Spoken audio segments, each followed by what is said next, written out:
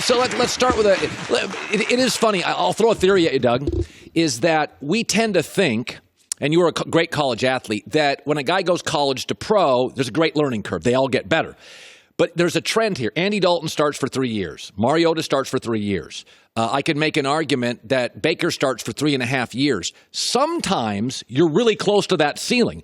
Mariota never got better than his rookie year. Vince Young, a 3-year high school, 3-year college starter, rookie year, never got better. Whereas Kurt Warner, Kyler Murray, they come into the league, Sam Darnold, huge growth. So it's like with Baker Mayfield. Did he enter the league pretty darn close to his ceiling? Like when I look at Mariota, I'm like, I think there's a trend here. And this is why I like Kyler Murray. He's just figuring out the position. Well, I think let's start with Mariota. He seemed to check so many boxes, right? In terms of personality, leadership. And remember, he went back to school for another year. And if you look statistically, the likelihood of success is made even greater with every year you start in college. That's right. And so he checked all of those boxes. I think, look, there's been a regime change, not just at head coach, but also in the front office. So there's no real ownership of, like, we didn't draft him. We weren't the ones who were there. If we decide to make quarterback change midweek in the middle of a contract year, fine. But isn't it funny? Dak Prescott, 3-year college starter. He had a great rookie year. That's who he was. Like I said this with Baker. Darnold comes into the NFL. I think he's got a lot of ceiling. Tom Brady didn't start many games. Kurt Warner didn't. Kyler Murray. I watched Baker this year. I think he's closer to his ceiling than we think. I think this is what he is. I don't think there's any question there. Okay, because I think a lot of people did question that. Oh, I don't. No, I mean, like, look, you and I, we talked to different people in the NFL, and they all said Darnold, who had far less experience and had some flaws in what he did, but the ceiling was way higher, right? And so that's what you had to judge was, do you take Baker, who I think intellectually wowed people at the whiteboard. Had great college coaching. He had great college coaching, both at Tech and at Oklahoma, and had just a wealth of experience in what he had seen. Plus, like, look, he's a football guy. He's kind of a football savant. Whereas Darnold, he wasn't really a 7-on-7 guy. He wasn't, he did the Elite 11, but he was also a basketball player, and he didn't play a ton in college. Kyler Murray, I watched him this weekend, Doug. I'm like, Kyler Murray's getting better week to week. Well, he also wasn't sacked this week, which, he was on pace for a record of sacks. Part of it is he played Atlanta, which haven't been discussed. When did Atlanta get terrible? I know. They're terrible. I know. They're terrible. So, Matt Ryan, 4 touchdowns, no interception. They don't win because their defense is atrocious. But anyway, to answer your question, like, that's the magic of trying to draft is, do I draft a guy who's a ready-made guy who I can plug and play and I know what I have, or do I have a guy who has upside but I have to develop him along the way? But I still think you have to have that rabbi in the room that drafted you, that believed in you, that's willing to stand on the table when you're having a bad year or a bad day or whatever. And look, it's very early, but Kyler Murray obviously has that. Marcus Mariota lost that well before the season ever began. Let's go to Jason Garrett. Jerry says, he would be very sought after. Well, I mean, he and Mike McCarthy, if they were on the market, have won multiple divisions, so that's true, isn't it? Yeah, but that's not the reason to stay with somebody. Right? Like, you don't stay in a relationship because other guys think she's hot, right? Like, that's like, she's crazy and your relationship is toxic and you guys fight and you're like, yeah, but if I dump her, then other guys are going to, like, that's not the reason to stay. Or she dumps you. Right. The reason to stay in a relationship is because it's a good relationship. You bring out the best in one another. Right. And I think that's the big question here. I will caution people.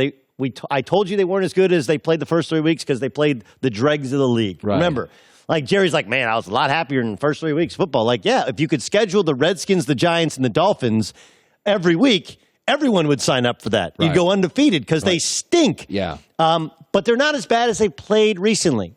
Not only did they not have La'el Collins, they didn't have Tyron Smith. Tyron Smith is the best player on that team. And I say that knowing that they have other elite talented players. But the difference is I could make the argument, whether it's Alvin Kamara or I think Christian McCaffrey's the best back in the league. Like, Ezekiel Elliott's really good. Yeah. But between what New York's got working with Saquon and the other two backs, he's in the conversation the best. Tyron Smith is the best left tackle in football. End of story. And when he's out, the drop-off is massive. And then you didn't have Amari Cooper after the first quarter, and we saw what this offense looked like without Amari Cooper. And that's because Dak is exactly who we thought he was. Yeah. He has to have everything right, and if he does, his leadership, his intangibles come out, and you don't have to count on his tangibles. He's just not a guy who can lead a team, who can carry a team when things break down. That's not who he is, and that's why you have to be cautious at the level of financial investment you make in the future. And I think that's Tony Romo was a great deodorant for Jason Garrett or for the team. When they had bad offensive lines or bad defense, he made them and kept them competitive. You know what Adam Gase said this week? Somebody asked Adam Gase about Sam Darnold, who won the Player of the Week in the NFL, and he said he's the great eraser. Dak's not an eraser. Like if the play's not set up for Dak, it doesn't work. And Gase said, listen, we didn't do a lot of stuff right. Sam kind of gets you out of it. By the way, that's what Aaron Rodgers... Clay Helton got a contract extension because of Sam Darnold. The only reason he's employed as USC's head coach is because Sam Darnold saved them, took them and won them a Rose Bowl. He left, the program collapsed. He left the Jets, the team collapsed. Let's talk about the Rams. And I know people think we live in Los Angeles. We love Los Angeles.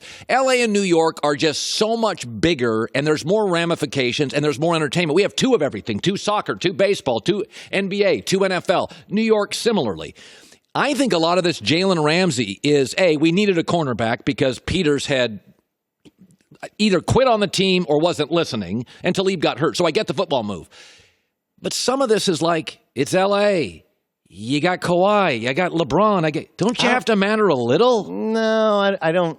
I think that was the Rams' initial idea when they first moved here. I mean, last year they did, didn't they? No, I think that this is the way to save the season, right? Their offensive line is a mess. They got an offensive lineman yesterday. Linebacking core hasn't been good. Got a linebacker yesterday. And they upgraded at cornerback. I mean, that's really what it is. I mean, I can't believe Marcus Peters' head is still on his neck after that hit he took on the pick six against Tampa. Oh, Lord. But he hasn't been good, right? Yeah. He's not considered a great locker room guy. And on the football field, he takes way too many chances. Huge. And you upgrade it with Jalen Ramsey. The problem with Jalen Ramsey is he's one of those guys he's a front runner. When things are going good, he's great. He's the best cornerback in football. When things are going bad, like they were last year, and Blake Bortles is their quarterback, he will lead to a revolt for the quarterback. What happens if Jared Goff continues to struggle? Is he still all in on the Rams? Do you feel their season's over?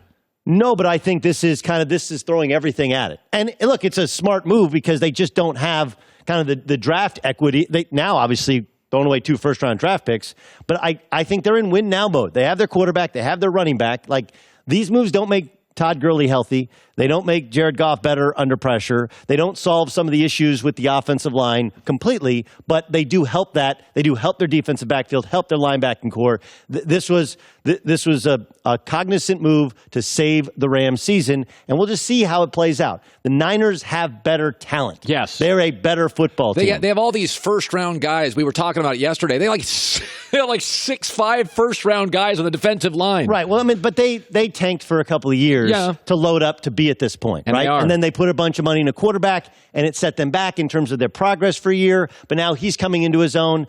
The Seahawks just find a way because Russell Wilson's playing like the best player in football. And so the Rams, you're sitting out there going like, all right, we still have a shot. We still have something. Like, look around the league. Nobody in the NFC East is doing anything. The NFC North is the best division, but they're beating up. They're cannibalizing each other outside of the Packers, right? The NFC South, you got 1.5 good teams. We can still make the playoffs. This is our best answer to how. I actually think it makes sense considering the paucity of playoff teams in the NFC. 51 games decided by a touchdown or less, most ever Week 6 in NFL history. So the sense is there's a lot of parity. But I do Super Bowl bubbles throughout the year, and it always comes down to 8 teams. Here are the teams I think. There may be parity on Sunday, but not Super Bowl Sunday. Dallas, give me 3 more weeks to watch. These are the 8 teams I think are in it. New England, KC, Houston, Green Bay, Seattle, Philly, San Francisco Saints. Where am I right? Where am I wrong? Why are the Eagles on that list? I know. What have the Eagles done? Because the Eagles they beat the Green Bay Packers? And they dominated them on line of scrimmage in Lambeau. I thought it was really impressive. They're getting healthier. Packers had 2 red zone opportunities in the fourth quarter. All right. All right. I mean, okay. I actually think Mike Zimmer was holding the Minnesota Vikings back. Like, neither of us believe in Kirk Cousins. Right. You would know people inside the Vikings. I do, that when the bright lights are on, the primetime games, he gets super tight. But the last 2 weeks, they've looked like a Super Bowl contender. So you'd put Minnesota in the bubble. If you're going to put the Eagles out there, then I think you put Minnesota out All right. there. And I know full well I'm with you on the Cousins issue, but the Eagles have a similar, if not worse, issue in the back end of their defense. They just do, and they had so many drops early in the season. I would put the Vikings in there, but I think you kind of nailed the idea that I would have put the Patriots in the middle of that because they're the most likely. Yeah. Kansas City obviously has issues with Mahomes not being healthy, not having your left tackle, and the defense can't stop the run because, as Michael Lombardi says, the best defense for Kansas City is to not play defense, keep him off the field, and that's what people are doing. I think it's the Patriots and the Packers, and then everybody else is on the outside of that bubble trying to get in. Right. Hi, everybody. Thanks for watching. Subscribe here to get the latest from the show. Also, be sure to check out more of the best clips from The Herd or go watch a few segments from other shows on FS1.